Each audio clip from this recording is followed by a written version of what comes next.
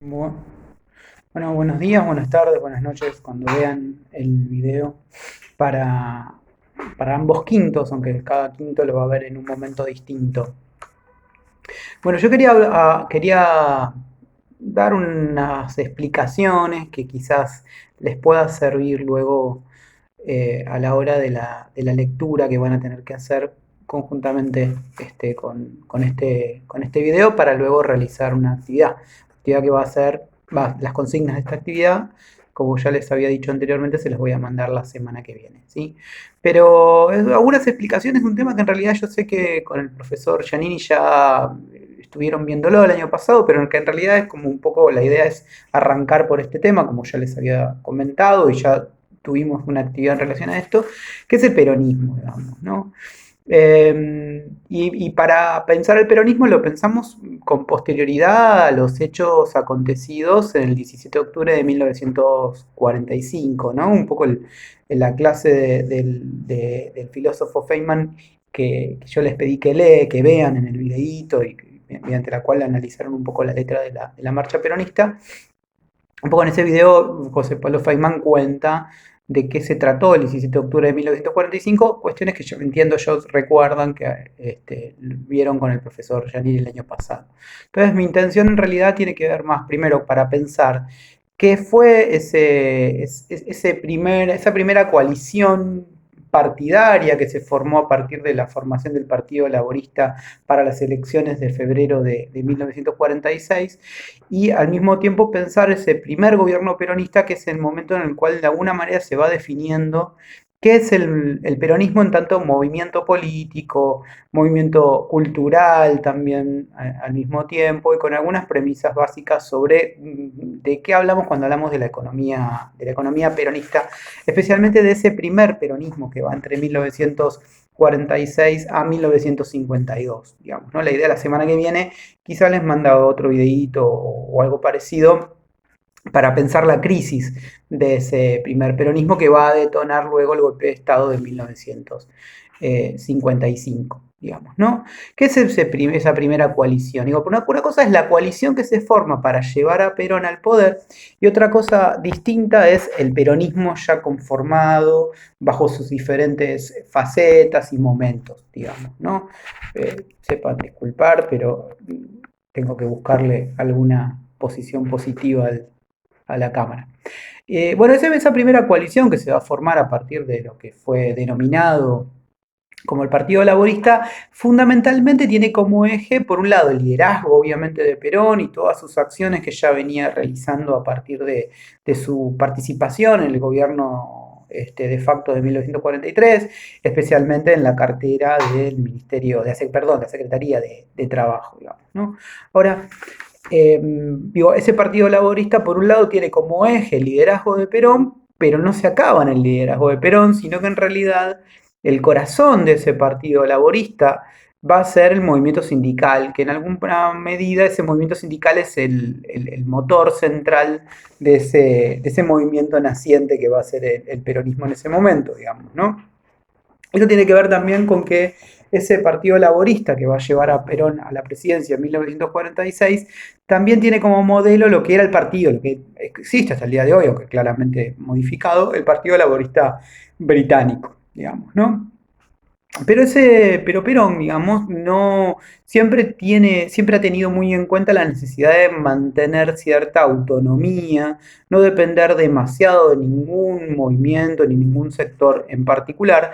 Por lo tanto, ese Partido Laborista no va a estar restringido solamente al sector sindical, sino que Perón va a ir llamando, va a intentar formar una coalición más amplia que va a implicar también la incorporación de algunos sectores del viejo radicalismo, un radicalismo totalmente contrario a lo que era el radicalismo de Alvear, sino un radicalismo más asociado, digamos, a lo que fue el irigoyenismo, y por otro lado algunos sectores conservadores, conservadores provinciales fundamentalmente, que conservadores que tenían algún tipo de vínculo con un pensamiento vinculado tanto con el ejército como con la Iglesia Católica, también, digamos, se van a incorporar a ese partido que va a enfrentarse con la coalición opositora que era la Unión Democrática, digamos, ¿no? Que esa Unión Democrática básicamente era lo que eran los viejos socialistas, el comunismo, partidos de izquierda, asociados a los conservadores que habían tenido el poder, especialmente durante la década infame.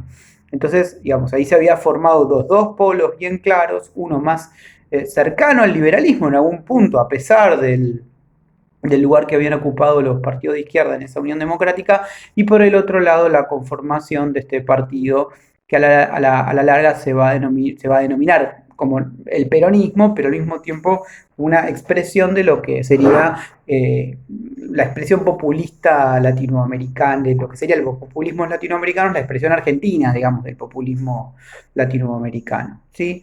Ahora, el discurso de ese peronismo, de ese incipiente peronismo, que todavía no conformado en tanto movimiento peronista, es un discurso que claramente va a tener dos ejes como centrales, digamos, en la construcción del discurso electoral que va a permitir el ascenso de Perón al poder, y que por un lado es el nacionalismo, digamos, ¿no? El nacionalismo, el discurso nacionalista, y al mismo tiempo un discurso profundamente quizás maniqueo y polarizante, digamos, ¿no? Entonces, planteando la idea del el pueblo argentino asociado al movimiento obrero, al sindicalismo, a los sectores populares, enfrentando a lo que serían las oligarquías, digamos, ¿no? Y acá en realidad aparece como una lógica bastante típica de la política en particular y de la política argentina probablemente hasta el día de hoy, como una idea de pensar la política en términos de dos polos opuestos, digamos, ¿no? Los buenos y los malos,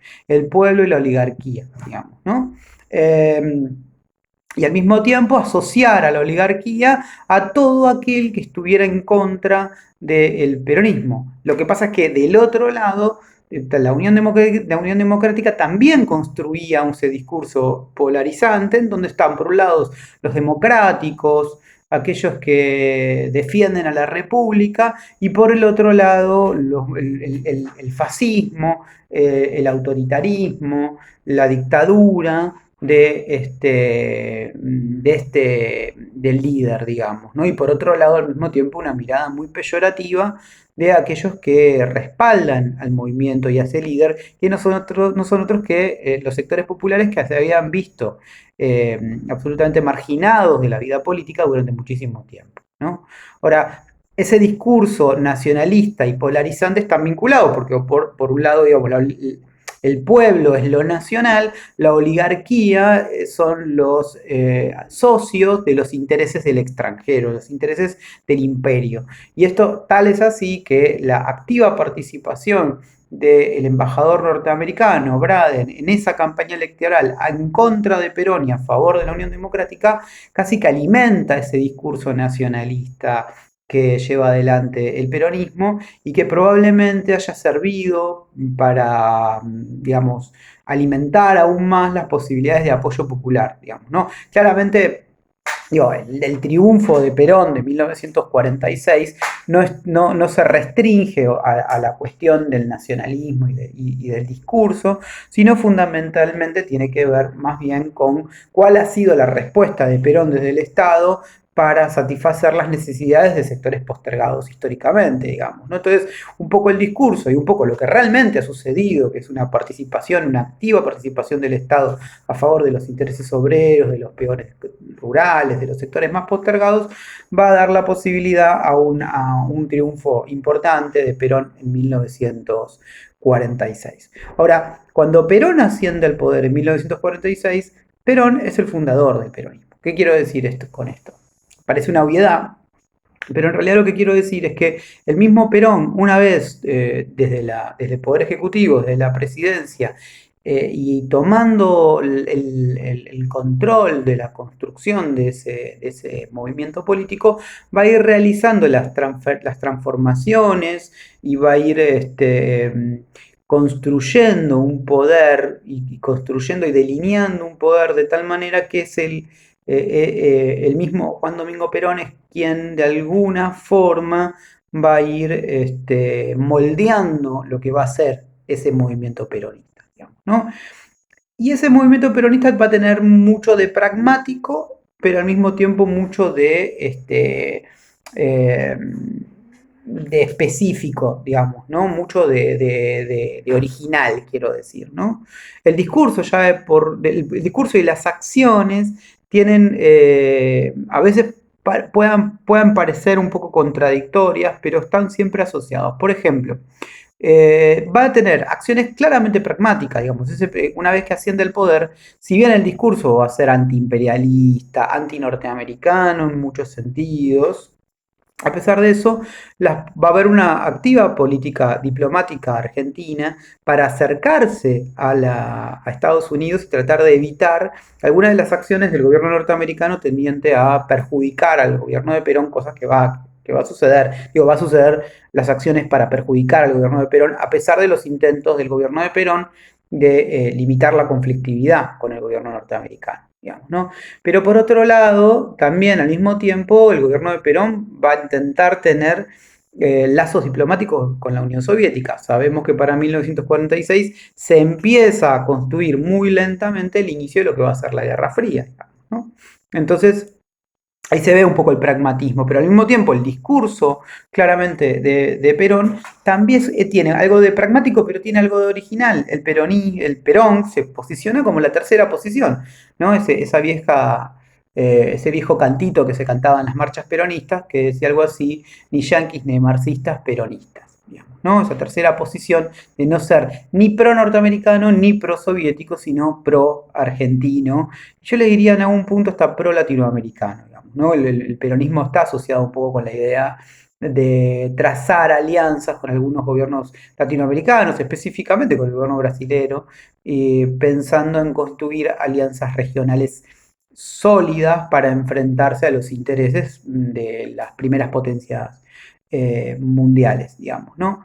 Ahora, al mismo tiempo, este primer peronismo tuvo que enfrentarse a las presiones del gobierno norteamericano, que no perdonaba a este nuevo gobierno argentino, que en alguna medida era visto como una continuidad del gobierno militar de 1943, fundamentalmente por esa postura aislada, esa postura neutralista en la Segunda Guerra Mundial, las dificultades que ha tenido los norteamericanos para convencer al gobierno argentino de declararle la guerra al eje, a Alemania, a Italia y a Japón, y muchas denuncias por parte del gobierno norteamericano.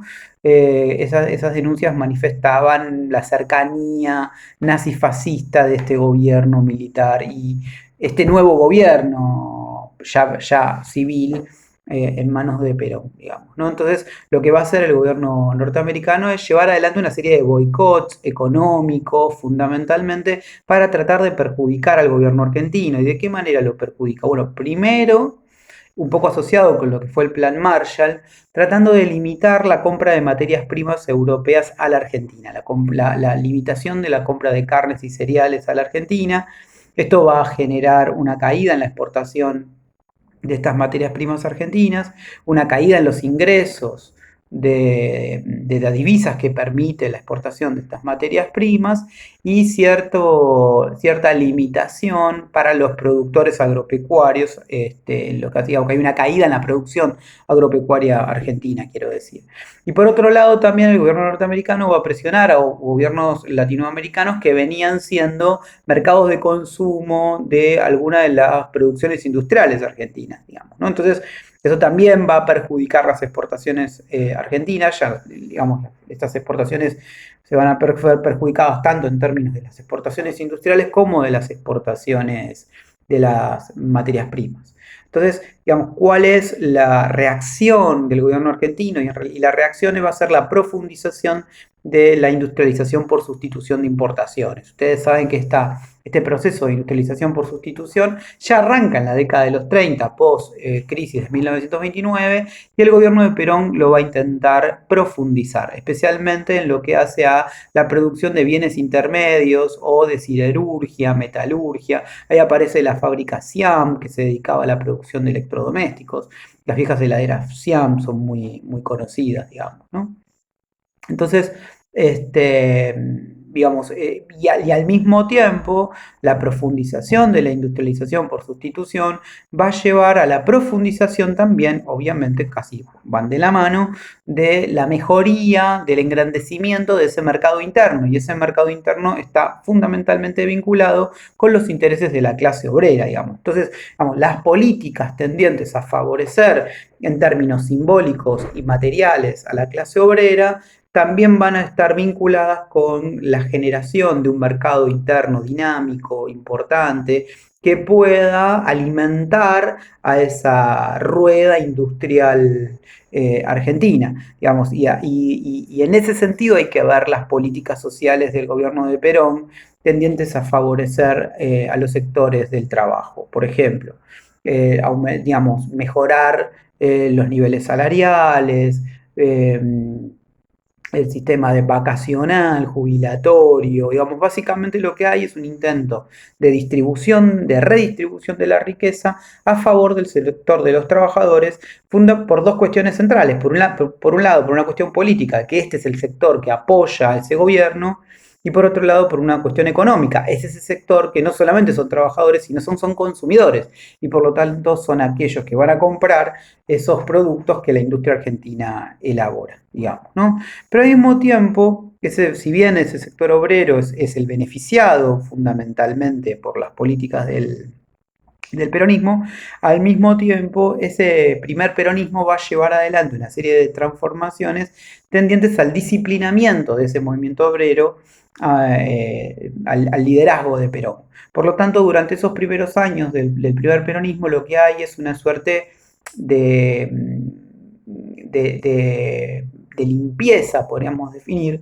una suerte de, digamos, de eliminación de todo liderazgo que no se discipline totalmente a la figura de Perón y la aparición de liderazgos claramente funcionales al liderazgo de Perón, digamos, ¿no? Entonces cada vez se va a ir constituyendo con más claridad una burocracia sindical que no discute con Perón, sino que acata órdenes de Perón, digamos, ¿no? Y por otro lado, este, por otro lado, se va a llevar adelante, digamos, casi contradictoriamente en algún punto, la ley de asociaciones profesionales. Esa ley de asociaciones profesionales, por un lado, disciplina totalmente al movimiento obrero, ya que para que este movimiento obrero sea legal necesita de la personería jurídica que le da el Estado, o sea que el Estado es el que habilita a ese movimiento sindical a tener una existencia legal.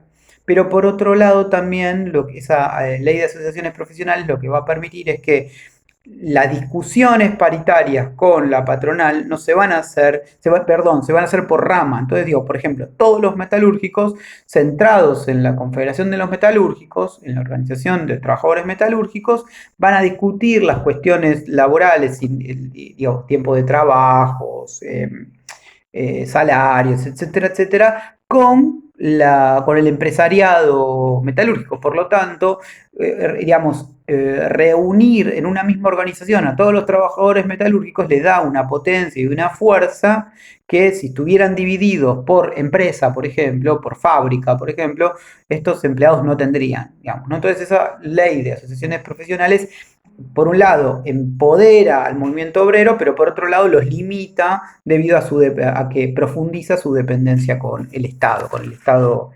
peronista. Y por último, para pensar algunas cosas de ese primer peronismo, lo que yo quería manifestar es que ese primer peronismo también de alguna manera describe un conflicto que no es solo un conflicto material, político, sino que es un conflicto fundamentalmente cultural, ¿no? El peronismo de alguna manera divide aguas y esa división de aguas genera que cada uno de los sectores, lo que serían el peronismo y los antiperonistas, intentan resignificar todos los elementos fundamentales del discurso, digamos, ¿no? Por ejemplo, para poner un ejemplo claro, el concepto de descamisado. ¿Quiénes son los descamisados? Los descamisados son los sectores populares. Son esos sectores que se habían visto absolutamente relegados, expulsados de la vida política, eran los parias en términos culturales a lo largo de la historia de la Argentina, desde que la Argentina es Argentina, digamos.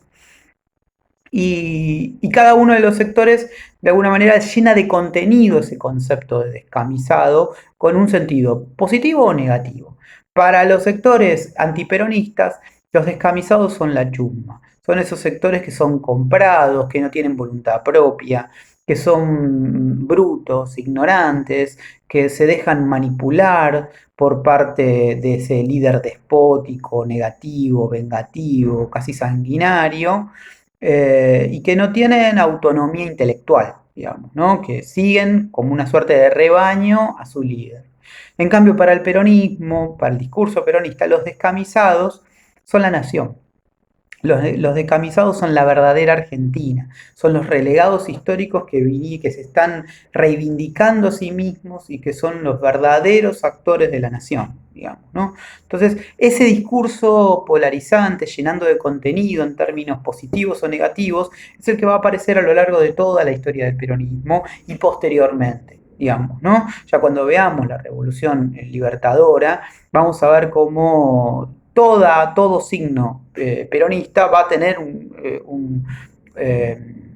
va a ser llenado de contenido negativo, digamos, ¿no? Y esto llega hasta el día de hoy. Hasta el día de hoy existe esta idea, digamos, ¿no? De la oligarquía, el pueblo.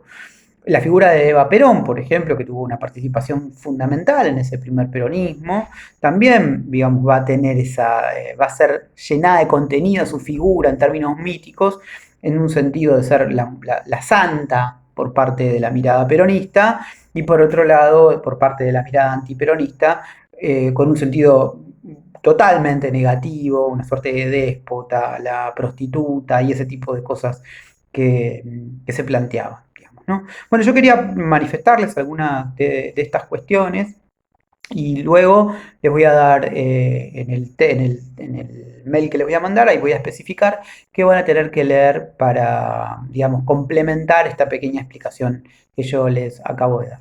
Les mando un saludo y espero que se estén cuidando.